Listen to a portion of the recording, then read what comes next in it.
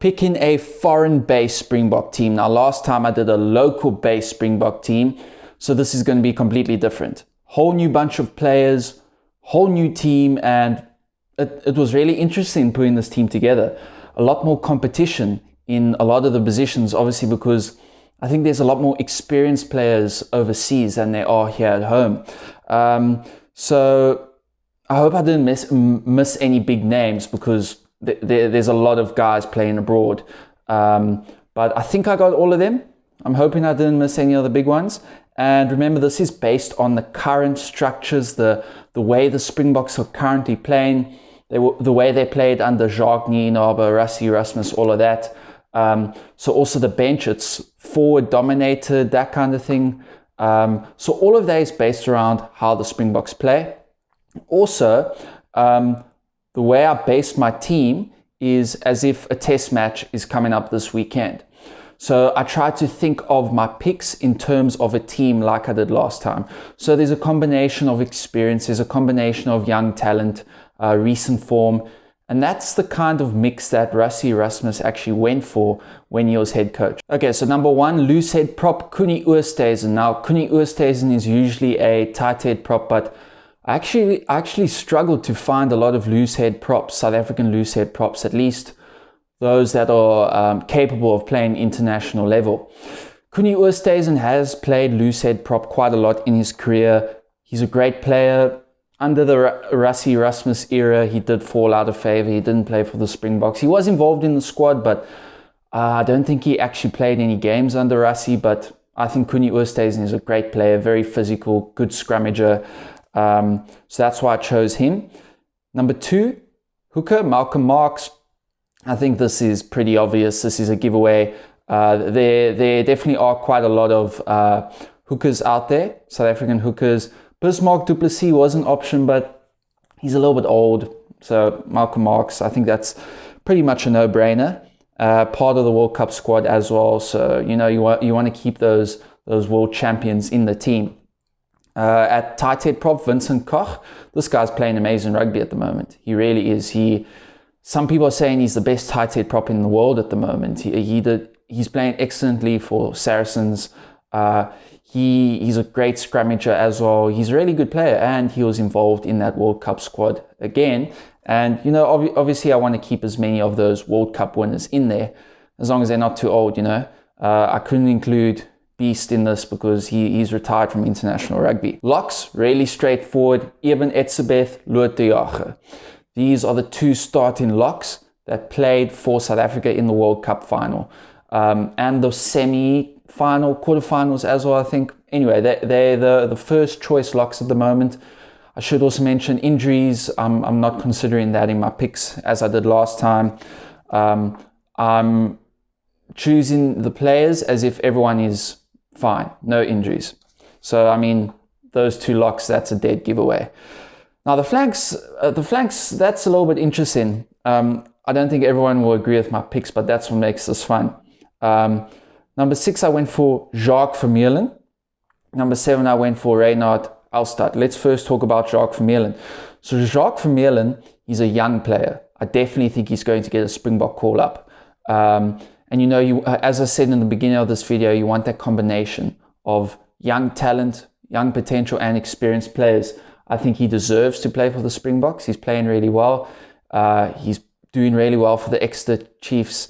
So that was a pretty easy pick. Although I was considering Jean-Luc Duprier, Dan Duprier, even though Dan is more of a eighth man, but I think I would go with him.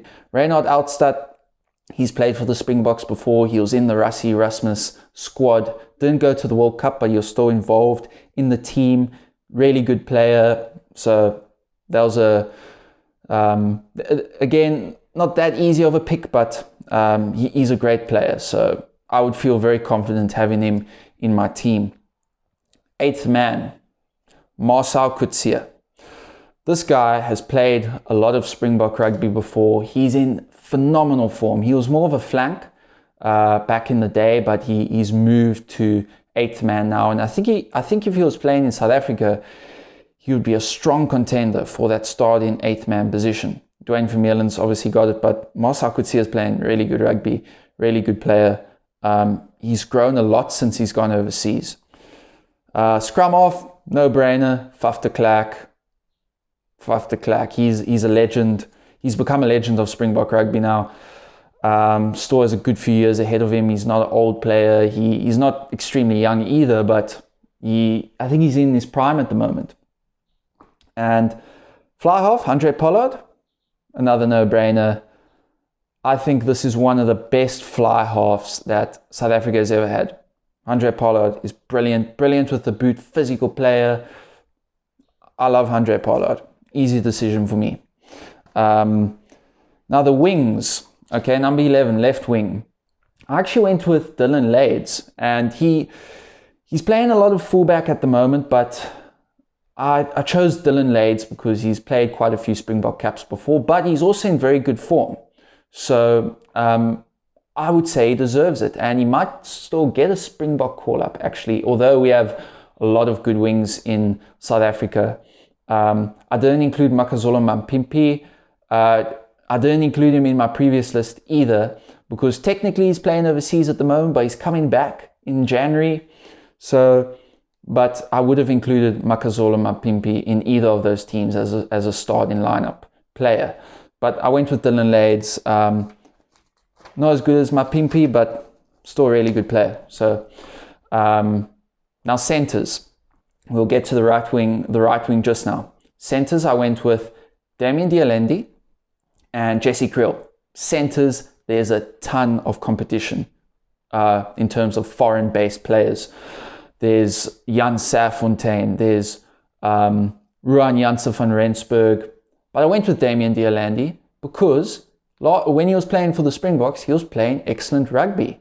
Really, he was one of, even the players have said, the Springbok players, that he was one of the standout performers of the World Cup. Handré Pollard said that on the Use It or Lose It show.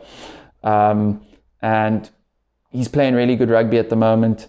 Physical player, excellent on defense, and he works well in the South African structure because they use him a lot in crash balls and so on, and he's an asset on defense. So yeah, I was considering Jan Serfontein and Ruan, but I'm happy with him. Jesse Kriel, number 13, he's very close to Lakanyo in terms of getting that starting position for the Springboks. Jesse Kriel is a great player, versatile player.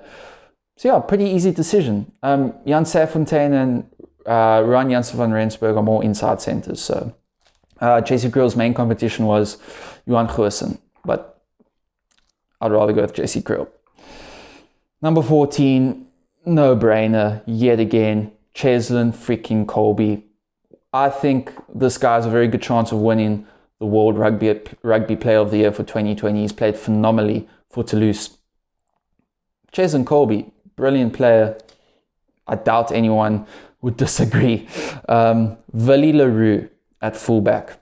Now, Springbok fans have a love-hate relationship with Willie Leroux. I've always thought he's very talented. And he made some mistakes at the World Cup, but he's still that senior player. And he's got a great rugby brain. A lot of the work he does, you don't see. A lot of the work, he's an organizer on defense. And the Springbok brand of rugby is flourishing under defense. And I think without Willie Leroux, we would suffer defensively. So that's why I went for good old Willie. Let's talk about the reserves. I'm going to read them out and then I'm going to chat through my reserves briefly. So, Akka van der Merwe, Volko Louw, Archie Snyman, Franco Mostert, Kobus Reinach, Jean-Luc Dupré, Ruan Janse van Rensburg, and Johan Goosen. So, Akka van der Merwe playing really well, young player. So I'd rather put Akka van der Merwe on the bench than someone like Bismarck du Plessis, because you don't want to have such an old player on the bench. Although you do want it to an extent, you do want that experience, but I just think Akka van der Merwe and Bismarck du Plessis, I'd feel more confident with Akka van der Merwe, and I'd want to give him a shot. Volko Louw, so he's a good prop. I like Volko I think he's a good reserve prop. Achia Sneeman, Franco Mostert, that's obvious. They could easily make the starting lineup as well. Great players. Kobus Reinach, he was one of the best players in the English Premiership last year. This guy's fantastic. Really, really fantastic. I would be happy with him or Faf starting 9.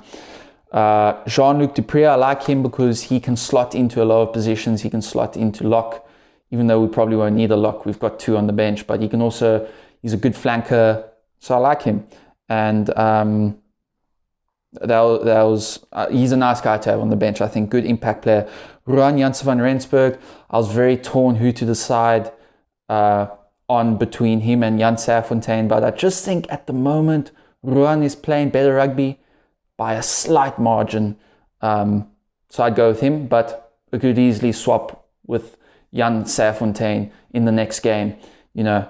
And then Johan Goosen, utility back. That's why I chose him. He can play fly off, center, wing even, I think he's played, but and fullback. So, you know, you want that, basing on how the Springboks did their bench last year, where they had a utility player, Francois Steyn, I think Johan Goosen would fill that role nicely. So we can have more forwards on the bench. And yeah, guys, that's my picks. So I'd love to hear what you guys think. Who do you think would win if my local based Springbok team versus my foreign based Springbok team? Who do you think would win? I think it would be a close call, but I would go for the foreign based Springbok team purely because they're more experienced. There's a lot of World Cup winners in there. So I would go for them. But, you know, a lot of those players have just moved abroad. Like just this year is their first year playing abroad. A lot of those players, Andre Pollard and Jesse Creel, a lot of those guys. So I would go for them. But Springbok Rugby, it's in a good place. There's a lot of depth, I tell you. Thanks for watching, guys. See you next time.